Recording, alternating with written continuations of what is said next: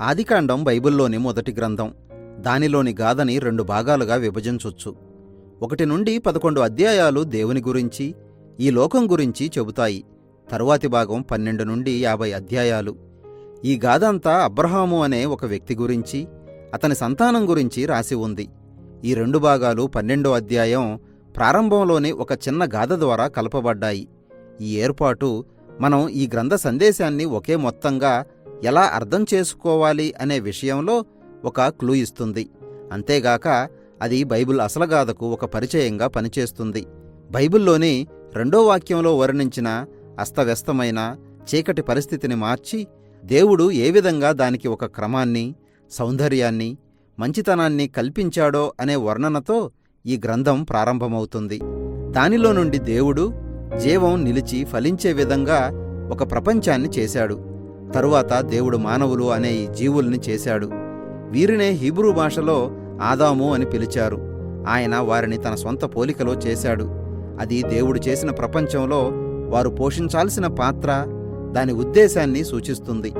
అంటే మానవులు ఈ లోకంలో దేవుని స్వభావాన్ని ప్రతిబింబించేవారుగా ఉండాలి. తన పక్షంగా వారు ఈ లోకాన్ని పాలించడానికి దేవుడు వారిని తన ప్రతినిధులుగా నియమించాడు. అంటే వారు దాని విషయంలో శ్రద్ధ తీసుకుని దాన్ని మరింత మెరుగుపరిచి ఫలభరితంగా దేవుని దీవెనకు పాత్రంగా చేయాలన్నమాట. ఇది ఈ గ్రంథానికంతటికీ కీలకమైన పదం. ఆయన వారికి ఒక తోటనిచ్చాడు. అక్కడి నుండి వారు ఈ కొత్త లోకాన్ని నిర్మించాలి. ఇక్కడ కీలకం ఏమిటంటే ఆ పని ఏ విధంగా చేయాలనే విషయంలో దేవుడు వారికి ఒక స్వేచ్ఛాపూర్వక ఎంపికను ఇచ్చాడు. ఆ తోటలో ఉన్న మంచి చెడ్ల తెలివినిచ్చే చెట్టే దానికి సూచన. అప్పటి వరకు ఏది మంచిదో ఏది మంచిది కాదో దేవుడే నిర్ణయించాడు. అయితే ఇప్పుడు ఆయన మానవులకి ఆ గౌరవం, స్వేచ్ఛ ఇచ్చాడు. మరి వారు మంచి చెడుల విషయంలో దేవుని నిర్ణయాలను గౌరవిస్తారా, లేక తమకు దొరికిన స్వేచ్ఛతో మంచేదో చెడేదో తమకు తామే నిర్వచిస్తారా? వారు దేవునికి వ్యతిరేకంగా తిరుగుబాటు చేసి జీవానికి కర్త అయిన వానికి దూరమై మరణం కొని తెచ్చుకునే ప్రమాదం ఎక్కువగా కనిపిస్తుంది. దీనిని జీవమిచ్చే చెట్టు సూచిస్తుంది. 3వ అధ్యాయంలో ఒక విచిత్రమైన జీవి, అంటే ఒక పాము ఈ గాథలో ప్రవేశించింది. ఆ పామును గురించి పరిచయం ఏమీ ఇక్కడ కనిపించదు. మనకు తెలిసిందల్లా దేవుడు చేసిన సృష్టిలో అది ఒక భాగం. అది దేవునికి వ్యతిరేకంగా తిరుగుబాటు చేసిన ఒక జీవి అని, మానవులని కూడా అదేవిధంగా తిరుగుబాటులోకి నడిపించాలని చూసిందని మనకు తెలుస్తుంది. ఆ పాము ఆ చెట్టు గురించి, వారు తీసుకోవలసిన నిర్ణయం గురించి దేవునికి వ్యతిరేకంగా మరొక రకమైన మాటలు చెప్పింది. మంచి చెడులను గ్రహించడం వారిని చావుకు గురిచేయదని, వాస్తవానికి అది జీవానికి, వారు కూడా దేవునిలాగా అవడానికి ఒక మార్గమని అది చెప్పింది. ఇది చాలా విచారకరం. ఎందుకంటే మానవులు అప్పటికే దేవునిలాగా ఉన్నారు. దేవుడు వారిని తన పోలికలో చేశాడు. కానీ మానవులు దేవుణ్ణి నమ్మడానికి బదులు తమ సొంత నిర్ణయానికి ప్రాధాన్యత ఇచ్చారు. తమ కోసం మంచి చెడులను గ్రహించే తెలివిని కోరుకున్నారు. తరువాత ఒక్క నిమిషంలో మొత్తం గాథంతా అదుపు తప్పిపోయింది. మొట్టమొదటి దుష్ఫలితం, సంబంధాలు విచ్ఛిన్నమైపోయాయి. అకస్మాత్తుగా ఆదాము, అవ్వలు తామెంత శక్తిహీనులో గ్రహించారు. వారు కనీసం ఒకరిపై ఒకరు నమ్మకం ఉంచలేకపోయారు. కాబట్టి వారు ఆకులతో బట్టలు చేసుకుని తమ శరీరాలని వేరొకరికి కనిపించకుండా కప్పుకున్నారు. ఇక 2వ దుష్ఫలితం, దేవునికి మానవునికి మధ్య ఉన్న దగ్గర సంబంధం చెడిపోయింది. కాబట్టి వారు పారిపోయి దేవుని నుండి దాక్కున్నారు. దేవుడు వారి దగ్గరికి వచ్చినప్పుడు వారు తమలో ముందుగా తిరుగుబాటు చేసింది ఎవరు అని ఒకరిపై మరొకరు నేరారోపణ చేసుకోవడం ప్రారంభించారు. ఈ గాథ కొంచెం ఆగింది.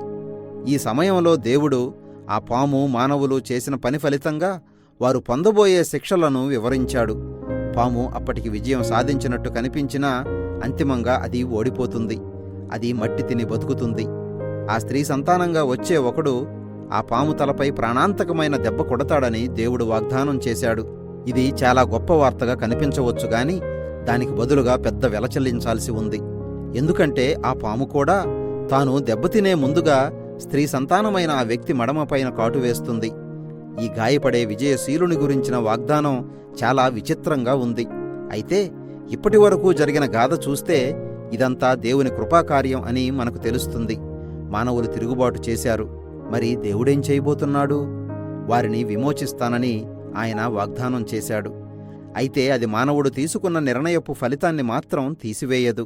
కాబట్టి వారు తిరుగుబాటు ఫలితంగా జీవితంలోని ప్రతి అంశం, అది ఇంటిలోగాని బయట పొలంలోగాని అతి కష్టంతో బాధతో మానవులు సంపాదించుకోవాలని దేవుడు వారికి చెప్పాడు. అది చివరికి వారిని మరణానికి నడిపిస్తుంది. ఇక ఇక్కడి నుండి గాథ అధోగతికి ప్రయాణిస్తుంది.